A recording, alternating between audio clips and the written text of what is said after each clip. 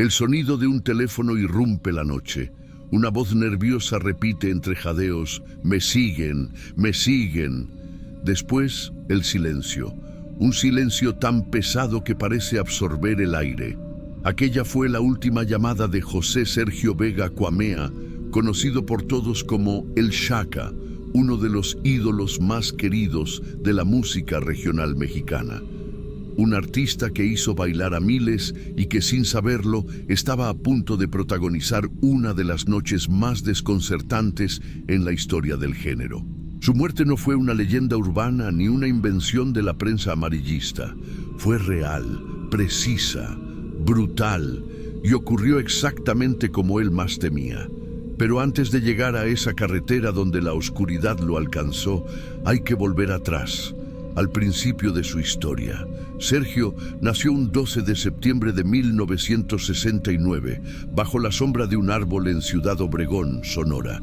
Una partera fue quien lo recibió en brazos. Era el octavo de 13 hermanos y desde niño parecía tener un ritmo propio.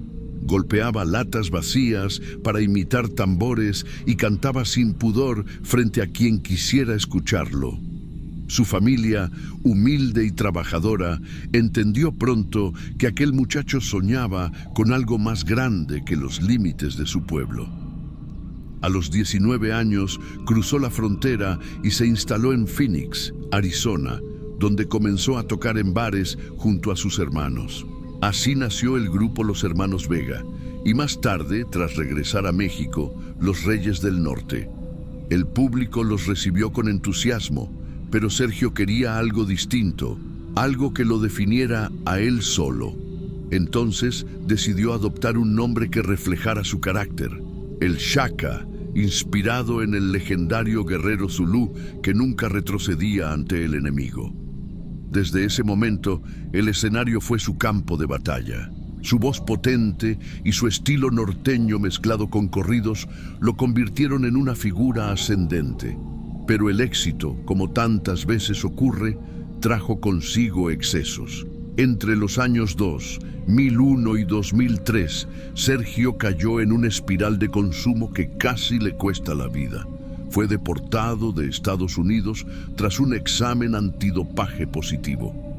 Tiempo después, confesó que aquel golpe fue su punto de quiebre. Se rehabilitó, prometió dejar todo atrás y volvió a empezar. En el 2006, su regreso fue triunfal.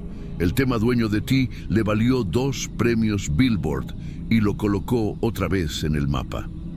A partir de ahí, decidió dejar los narcocorridos y concentrarse en las baladas románticas, más seguras y más cercanas a su público femenino.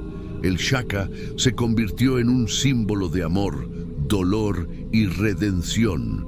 Fuera del escenario, su vida era un torbellino.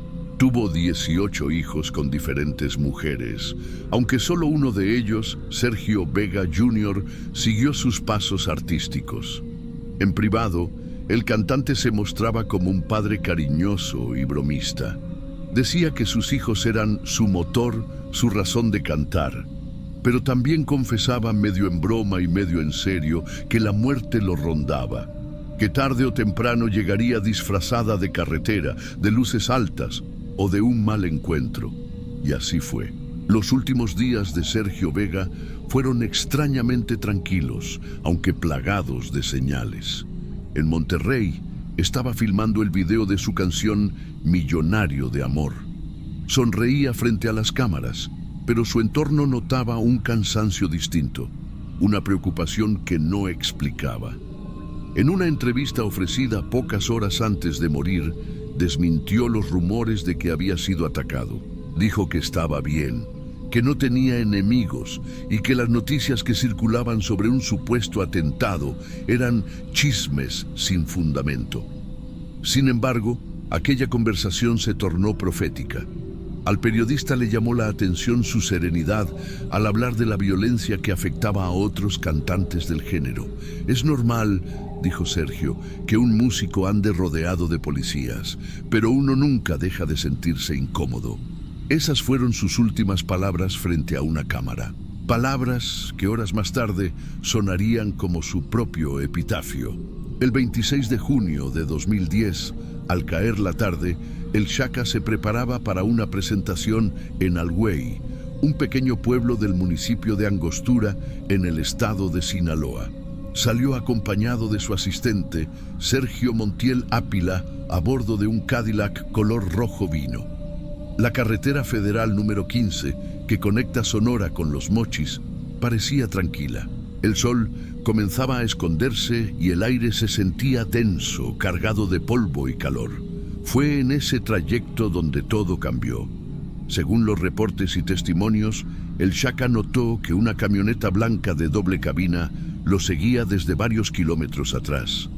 Al principio pensó que era coincidencia, pero pronto se dio cuenta de que cada vez que frenaba, el vehículo detrás hacía lo mismo. Cuando aceleraba, también. Sergio intentó mantener la calma. Llamó primero a la policía. Nadie respondió. Entonces marcó el número de su manager, Ana Luisa Gómez, que cenaba en Monterrey. Ana atendió la llamada entre risas, creyendo que se trataba de una de las bromas habituales de su jefe. Pero la voz de Sergio sonaba distinta, temblorosa, rota. «¡Me siguen, Ana! ¡Me siguen!», gritó. Al otro lado del teléfono, ella escuchó cómo su respiración se mezclaba con el rugido del motor y luego con algo mucho peor: los primeros disparos, una ráfaga, un grito y el silencio. Ana Luisa quedó paralizada. No sabía si colgar o seguir escuchando. Las personas que estaban con ella comenzaron a llamar a contactos en Sinaloa buscando alguna patrulla cercana. Nadie alcanzó a llegar a tiempo. Mientras tanto, en la carretera, el Shaka intentaba llegar a una caseta de peaje cercana, con la esperanza de encontrar policías o gente que pudiera ayudarlo. Pero el destino tenía otros planes. Un camión de carga se cruzó de improviso en su camino, bloqueando ambos carriles. Sergio pisó el freno con todas sus fuerzas para evitar el impacto. Fue entonces cuando la camioneta blanca se emparejó a su lado. Los hombres armados no dudaron ni un segundo. Abrieron fuego. Las balas atravesaron el metal del Cadillac. 6 impactaron en el cuerpo del cantante. Una más rozó el cuello de su asistente. El vehículo perdió el control, cruzó la carretera y rompió una cerca antes de detenerse en medio de la maleza, a la altura del kilómetro 21 de la carretera federal número 15. Herido, sangrando, el Shaka miró a su acompañante y le ordenó que corriera. «Vete», le dijo, «no te quedes aquí». El joven obedeció y se internó entre los árboles. Fue el único que sobrevivió. Minutos después, los agresores bajaron de la camioneta y se acercaron al Cadillac. En el suelo quedaron regados los casquillos de balas calibre 45, un testimonio mudo del horror que había ocurrido allí. Cuando todo terminó, el silencio volvió a reinar en la carretera. Solo el sonido del viento y el eco lejano de una canción que aún sonaba en la radio del auto recordaban que aquel hombre había sido, hasta esa noche, la voz de un pueblo entero. Esa fue la escena que los primeros testigos encontraron. El Cadillac rojo vino, destruido, con las luces aún encendidas, los cristales rotos y el cuerpo de El Shaka reclinado sobre el asiento. El reloj marcaba alrededor de las 8:45 de la noche. El espectáculo en Alhuey nunca se realizó. En Monterrey, Ana Luisa Gómez recibió una segunda llamada. Era el asistente de Sergio. Con voz temblorosa le dio la noticia que ella ya temía escuchar. El Shaka estaba muerto. El cuerpo de Sergio Vega fue trasladado bajo la mirada incrédula de los pocos que alcanzaron a llegar a la escena. La noticia se extendió por Sinaloa y Sonora con una velocidad que parecía imposible. El rumor inicial decía que el Shaka había sido víctima de un intento de robo, que lo habían confundido o que todo había sido una venganza. Pero nadie sabía con certeza qué había pasado en aquel kilómetro 21 donde el silencio se volvió eterno. Las primeras imágenes mostraban su Cadillac color vino completamente destrozado. Los impactos de bala eran visibles en el costado izquierdo y en el parabrisas. En el suelo, los investigadores encontraron casquillos calibre 45, esparcidos entre el pasto y la tierra. El entorno estaba rodeado de árboles, un lugar aislado, sin testigos directos, sin cámaras, sin nadie que pudiera explicar cómo se apagó la vida de uno de los cantantes más queridos del norte de México. Según los reportes, Sergio había recibido 6 disparos que perforaron su tórax y su cabeza. El lado derecho de su rostro quedó severamente dañado, tanto que los médicos forenses debieron reconstruirlo parcialmente para permitir un velorio digno. No se hizo pública ninguna prueba de toxicología ni un informe médico completo. Las autoridades se limitaron a confirmar lo que todos ya sabían. El Shaka había sido ejecutado. En el lugar del crimen, el aire olía a gasolina, a tierra y a miedo. El Cadillac seguía con las luces encendidas, como si esperara a su dueño para seguir el camino. La radio, increíblemente, aún reproducía una de sus canciones. El velorio de Sergio Vega fue todo lo contrario a la soledad de su muerte. Miles de personas acudieron al Centro de Usos Múltiples de Ciudad Obregón para despedirlo. El féretro ingresó entre aplausos, lágrimas y gritos de dolor, mientras sonaba una de sus melodías más emblemáticas: Cuando el sol salga al revés. Aquella canción había sido una de sus favoritas y, según su familia, fue un pedido explícito. Quería que se escuchara si algún día no volvía del escenario. Su banda, La Carbonera, interpretó los temas que lo hicieron famoso. El público lloraba, algunos coreaban sus canciones, otros simplemente miraban en silencio el ataúd cubierto de flores rojas. Para evitar el acoso de la prensa, la familia tomó una decisión difícil: publicar una fotografía de cajón abierto. Querían que la gente lo recordara con respeto, no que lo persiguieran los flashes en un momento tan íntimo. En la imagen podía verse su rostro sereno, con el lado derecho visiblemente restaurado tras el daño causado por las balas. Era una despedida solemne, un intento de cerrar una historia que todavía no tenía explicación. Al día siguiente, a las 5 de la tarde, se realizó una misa en su pueblo natal, Hornos, Sonora. Después, el cortejo fúnebre recorrió sus 3 ranchos, acompañado por una multitud que no dejaba de aplaudir. El recorrido terminó en el Panteón El Polvorín, donde los fanáticos lo despidieron con gritos, música y lágrimas. No había espacio para el silencio. El hombre que le dio voz al norte se marchaba entre las notas que él mismo había escrito. Su manager, Ana Luisa Gómez, fue una de las personas más afectadas. Ella había escuchado los disparos por teléfono. Había sido testigo, a distancia, del último aliento de su amigo. Tiempo después, declaró que Sergio siempre jugaba con la muerte, que a veces enviaba mensajes fingiendo haber muerto de un paro cardíaco o de cualquier cosa que se le ocurriera, solo para bromear con su equipo. Pero esa noche, la broma se volvió realidad. Sergio temía morir así, dijo ella. Y lo peor es que nunca quiso andar con guardaespaldas. Siempre decía que la gente buena no necesita protección. Ese exceso de confianza quizá fue su condena. A pesar de poseer más de 13 autos, algunos con blindaje, esa noche viajó en el único que no tenía ninguna protección.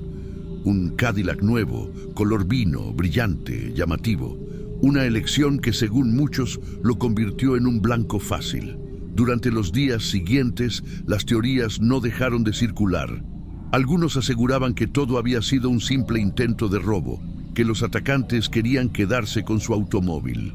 Otros hablaban de sicarios del crimen organizado, los mismos que en esos años habían terminado con la vida de otros intérpretes de narcocorridos. Sin embargo, ninguna investigación oficial logró esclarecer los hechos. Nadie fue detenido. Nadie fue acusado. El caso de Sergio Vega quedó archivado como uno más en una larga lista de asesinatos sin resolver. La prensa lo bautizó como el crimen del Xhaka y el público comenzó a debatir una pregunta que nunca obtuvo respuesta. ¿Murió por ser famoso o por ser valiente? Pese al dolor, su voz no se apagó. En agosto de ese mismo año se lanzó su álbum póstumo, Millonario de Amor. Poco después, apareció su primer DVD en vivo, grabado en Sonora, donde el cantante relataba anécdotas de su vida, sus inicios, sus errores y sus sueños. También dejó un dueto inédito con Capaz de la Sierra, que sería publicado tiempo después. En total, Sergio Vega dejó 22 discos como solista y 15 producciones independientes. Su legado fue tan grande que incluso hoy sus canciones siguen sonando en los bailes, en las radios y en los autos del norte. Su hijo, Sergio Vega Jr., continuó con la música, intentando mantener vivo el nombre de su padre. De los 18 hijos que tuvo, solo 5 fueron registrados oficialmente para recibir regalías, pero todos, según los que lo conocieron, compartían algo en común. El mismo orgullo, la misma sonrisa y la misma forma de mirar el horizonte. La muerte de El Xhaka dejó una herida abierta en la música mexicana. Representaba la figura del hombre que cantaba sin miedo, pero que vivía con uno muy real, el de no volver a casa después de un concierto. Y eso fue exactamente lo que ocurrió. Muchos lo recuerdan no solo por su voz, sino por su humanidad. Era divertido, generoso y auténtico. Jamás se creyó un ídolo, aunque lo era. Su historia terminó en una carretera polvorienta, bajo las luces de un auto que jamás volvió a arrancar. Pero su eco quedó suspendido en el aire, como si el viento del norte aún repitiera su nombre.